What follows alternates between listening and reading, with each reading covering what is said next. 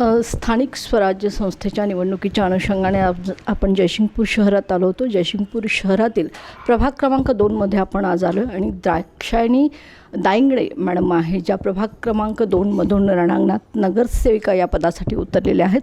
आज आपण त्यांच्याकडून जाणून घेणार आहोत की नेमक्या प्रभाग क्रमांक 2मध्ये काय समस्या आहेत, काय समस्या पूर्ण झालेल्या आहेत आणि काय समस्या त्यांच्याकडून सोडवल्या जाणार आहेत. नमस्कार मॅडम, तारांगणमध्ये तुमचं सहर्ष स्वागत. आणि मी तुम्हाला विचारते की काय व्हिजन घेऊन तुम्ही या रणांगणात सध्या उतरलेला आहात? सध्या या प्रभागामध्ये खूप अडचणी आहेत. म्हणजे स्ट्रीट लाईट नाही आहेत, कारण मळ्यात वगैरे जाणाऱ्या लोकांना तो प्रॉब्लेम आहे. त्या लाईटकडं कधी लक्ष दिलं नाही. तिसऱ्या गल्लीपासून तिकडंच काय आहे तो विकास आहे, इकडं कोणीही येत नाही निवडून आल्यानंतर. आणि आता सध्या म्हणजे ओढ्याची अवस्था खूप वाईट आहे. तिथं पाणी तुंबतं आहे आणि डास खूप होतात पावसाळ्यात आणि वास पण खूप येतो. त्यामुळे डेंग्यू, मलेरिया हे आजार पण वाढलेत. तुम्हाला संधी मिळाल्यानंतर कोणत्या समस्या नेमक्या सोडवल्या जातील आणि काय व्हिजन घेऊन तुम्ही उतरला आहात? काय नेमकं पहिलं व्हिजन हेच मला पूर्ण करायचं आहे आणि ही सगळ्यात मोठी समस्या या प्रभागामध्ये आहे असं तुम्हाला वाटतंय? रस्ते आणि पाण्याची समस्या खूप आहे. रस्ते व्यवस्थित करणे आणि स्ट्रीट लाईट, मेन म्हणजे स्ट्रीट लाईट लावणे आणि ओढ्याची दुरावस्था झालेली आहे ती सुधारून घेणे, स्वच्छ करून घेणे ओढा. आणि घंटागाडी वेळेवर किंवा पाणी स्वच्छ आणि मुबलक प्रमाणात पाहिजे. गुरुवारी इकडं पाणी येत नाही आहे, त्यामुळं पाण्याची पण सुविधा व्यवस्थित करून घेणे. आणि महिलांचे जे प्रश्न असतील, म्हणजे महिलांना बचत गटच्या माध्यमातून कर्ज वगैरे देऊन त्यांना सक्षम करणे, त्यांना आर्थिक व्यवहार कळू देत, ह्यासाठी बचत गट सुरू करणे.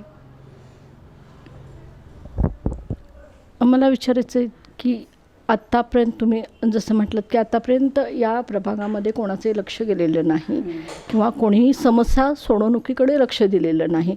काय कारण असावं असं तुम्हाला वाटतंय? काय माहीत नाही, पण इकडं कोणी आलंच नाही आहे असं विचारायला की तुमच्याकडं काय समस्या आहेत असं. मग प्रभागाला वाईट टाकलं असं तुम्हाला म्हणायचं आहे का? असं पण म्हणू शकत नाही, पण का कुणास ठाऊक, पण इकडं कुणाचं लक्ष नाही आहे. किती वर्ष झालं ह्या समस्याला तुम्हाला तोंड द्यावं लागतं? तुम्ही कधी प्रशासनाकडे तक्रार केली आहे काय? कारण ओढ्याची वगैरे तक्रार केली होती. घंटागाडी वेळेवर येत नाही हा पण प्रश्न होता. ओढ्याची भरपूर जणांनी तक्रार केली होती. मग काय त्याच्यावर उपाययोजना? एकदाच स्वच्छता झाली एवढ्या म्हणजे वर्षात मी बघितले, म्हणजे 7-8 वर्ष झाली एकदाच स्वच्छता झालेली नाही, त्यानंतर काय झालेली. तुम्हाला संधी मिळाल्यास कशा पद्धतीनं भागामध्ये काम होईल? पाण्याची व्यवस्था करेन, स्ट्रीट लाईट आणि ओढा किंवा महिलांचे प्रश्न असतील जे काही ते सोडवेन. मगापासून तुम्ही स्ट्रीट लाईटवर खूप भर देत आहे. हे स्ट्रीट लाईट नसल्यामुळे नेमका कोणत्या समस्यांना सामोरं जावं? नाही, इकडून माणसं जातात ना मळ्यामध्ये वगैरे, त्यांना खूप प्रॉब्लेम होते. लहान मुलं इकडे येऊ शकत नाहीत संध्याकाळी 7 नंतर, त्यामुळं तो प्रॉब्लेम होऊ शकते. ओपन स्पेस भरपूर आहेत का या ठिकाणी? नाही आहेत. ती रेल्वेचीच आहे. ते सगळं रेल्वेच्या ह्याच्याखालीच येते ते.